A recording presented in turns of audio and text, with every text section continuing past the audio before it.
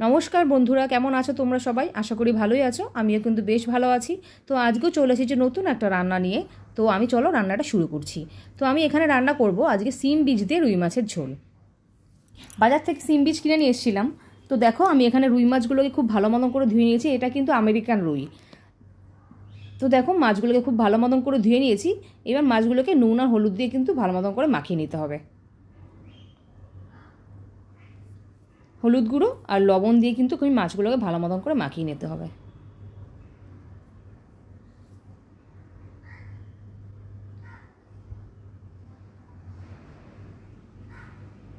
মাছগুলোকে একবার ভালো মতন করে মাখিয়ে নিচ্ছি।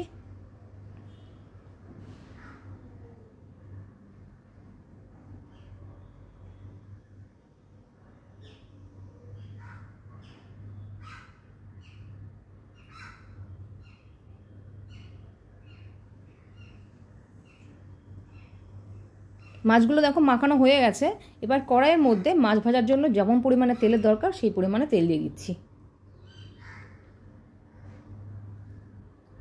তেলটা এখানে গরম হয়ে এসছে। এবার মাছগুলোকে এক এক করে ছেড়ে দিচ্ছি। আর গ্যাসের ফ্লেমটা কিন্তু আমি এখানে মিডিয়াম করে নিয়েছি।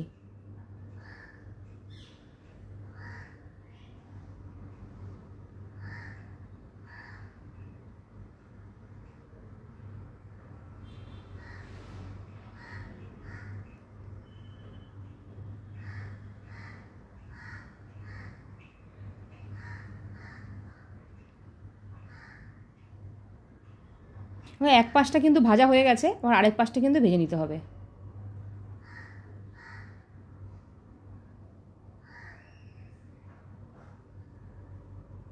আর মাছ ভাজার সময় কিন্তু আমি ঢাকনা দিয়ে ঢাকা দেবো না, তাহলে কিন্তু মাছগুলো একদম নরম হয়ে যায়।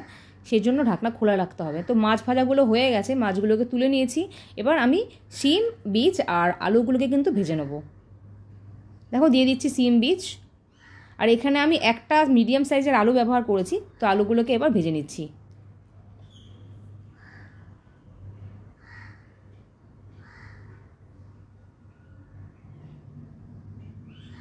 একটু তাড়াতাড়ি সেদ্ধ হওয়ার জন্য দিয়ে দিচ্ছি লবণ। আর একটু কালার হওয়ার জন্য দিয়ে দিচ্ছি হলুদ গুঁড়ো।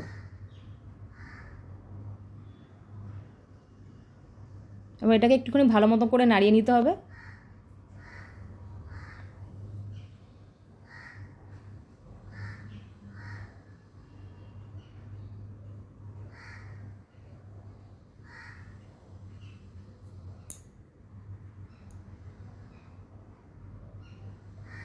আর এটা সেদ্ধ হওয়ার জন্য আমি কিছুক্ষণের জন্য ঢেকে দিচ্ছি।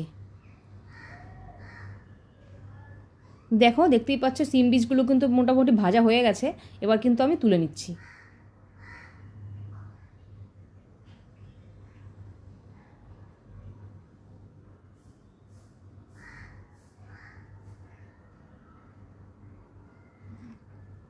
ওই তেলের মধ্যে আমি এবার কিছু পরিমাণে জিরে দিয়ে দেবো সম্বারের জন্য।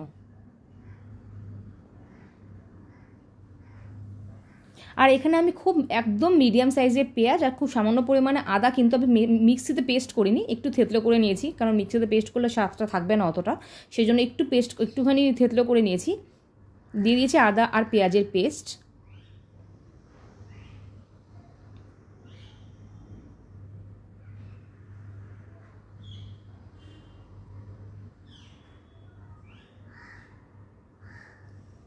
আর একটু ঝাল হওয়ার জন্য দিয়ে দিয়েছি কাশ্মীরি লঙ্কার গুঁড়ো। দিয়ে দিচ্ছি পরিমাণ মতো হলুদ গুঁড়ো। দিয়ে দিচ্ছি জিরের গুঁড়ো। আর দিয়ে দিচ্ছি কিছু টমেটো। আর এখানে আমি ছোট্ট সাইজের একটা টমেটো কেটে নিয়েছি। আর দিয়ে দিচ্ছি লবণ। এবার এই মশলাটাকে ভালো মতন করে কিন্তু কষিয়ে নিতে হবে। গ্যাসের ফ্লেমটা আমি এখানটা মিডিয়াম করে নিয়েছি। দেখো মশলা থেকে আস্তে আস্তে তেল ছাড়তে শুরু করেছে, তার মানে মশলাটা কষে গেছে অলরেডি। এবার আমি ভাজা সিম বীজ আর আলুটাকে কিন্তু দিয়ে দিচ্ছি।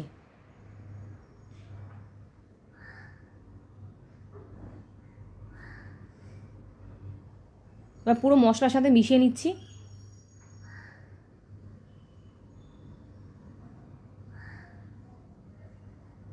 এখন কিন্তু গ্রাম বাংলার এই রান্নাগুলো অনেকে ভুলেই যেতে বসেছে। এটা কিন্তু গ্রাম বাংলা, বিশেষ করে বাংলাদেশের রান্নার মধ্যে খুব ফেভারিট রান্না। তো এইগুলো কিন্তু এখন সবাই খায়। তো এবার দিয়ে দিচ্ছি সামান্য পরিমাণে জল। আমি খুব বেশি যেহেতু আমি একটু পাতলা করবো, এই জন্য খুব একদম গাঢ় গাঢ় করছি না, সেই জন্য পরিমাণ মতো জল দিয়ে দিয়েছি। দেখতেই পাচ্ছ আমি এখানে একটু পাতলা করবো এই ঝোলটা। লবণ দিয়ে দিচ্ছি, আর গ্যাসের ফ্লেমটা কিন্তু আমি এখানে হাই করে নিয়েছি। কিছুক্ষণের জন্য এবার ঢাকনা দিয়ে ঢেকে দিতে হবে। দেখো ফুটতে শুরু করেছে, এইবার কিন্তু মাছগুলোকে দিয়ে দেবো।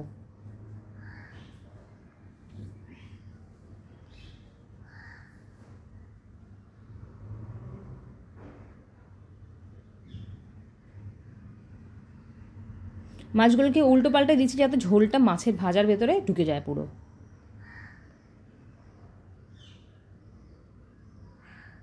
আর সিম বীজ দিয়ে রুই মাছ, কাতলা মাছ খুব টেস্টি লাগে, তোমরা বানিয়ে একবার খেতে পারো। তো দেখো আমার কিন্তু মাছের তরকারিটা কিন্তু পুরো তৈরি হয়ে গেছে। এবার কিন্তু আমি নামিয়ে নিয়ে সার্ভ করে দিচ্ছি।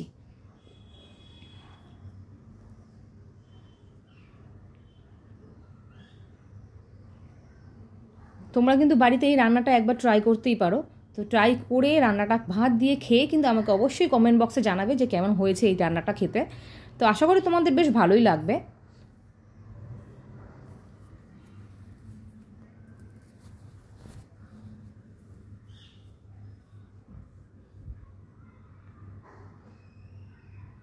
যারা খায় না তারাও কিন্তু এই রান্নাটা খেতে চাইবে। তো দেখো আমার রান্নাটা পুরো রেডি হয়ে গেছে, দেখতে বেশ ভালোই হয়েছে। আশা করি তোমাদের ভালো লাগবে, বাড়িতে ট্রাই করবে একবার, কমেন্ট বক্সেও জানাবে কেমন হয়েছে। আবার আরেকদিন চলে আসবো নতুন আরেকটা রান্না নিয়ে। তো ততক্ষণ তোমরা দেখতে থাকো আমার চ্যানেলটিকে অবশ্যই কিন্তু সাবস্ক্রাইব করবো, যদি ভালো লাগে তো সাবস্ক্রাইব করো, এবং ফেসবুক পেজটিকে প্রিয়াঙ্কাস রেসিপি ফেসবুক পেজটিকে কিন্তু অবশ্যই ফলো করো, এবং দ্য বং কিচেনকে কিন্তু অবশ্যই সাবস্ক্রাইব করো। আমার রান্নাগুলো যদি আবার নতুন কোনো গ্রাম্য বা নতুন কোনো ঘরোয়া রান্না দেখতে চাও, আমার চ্যানেলটিকে কিন্তু অবশ্যই সাবস্ক্রাইব করো, এবং আমার ফেসবুক পেজটিকে কিন্তু অবশ্যই ফলো করো, এবং রান্নাগুলো করে কিন্তু আমাকে অবশ্যই কমেন্ট বক্সে জানাবে যে কেমন হয়েছে খেতে। তো চলো নতুন আরেকটা রান্না নিয়ে তোমাদের সামনে হাজির হব আমি, প্রিয়াঙ্কা। এতক্ষণ আমার রান্নাটা দেখার জন্য তোমাদেরকে অশেষ ধন্যবাদ।